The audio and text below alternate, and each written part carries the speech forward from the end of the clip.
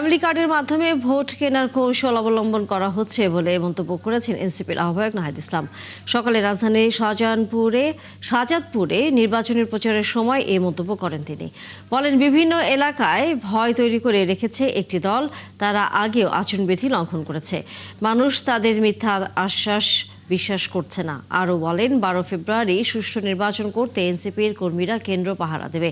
অভিযোগ করেন, অনেকে মামলার হুমকি দিচ্ছে, নীরব সমর্থকেরা 12 ফেব্রুয়ারি তাদের জবাব দেবে।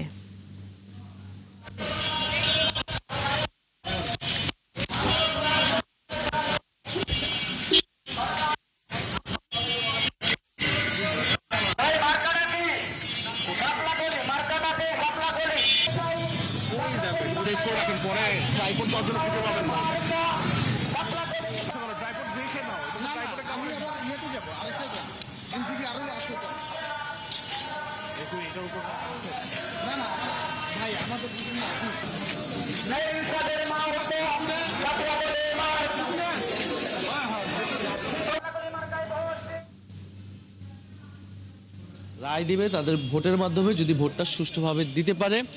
এবং সবকিছু তো আসলে জনগণই ঠিক করবে। 12ই ফেব্রুয়ারি দেখা যাবে যে আসলে কাদের জামানত থাকে এবং কাদের থাকে না।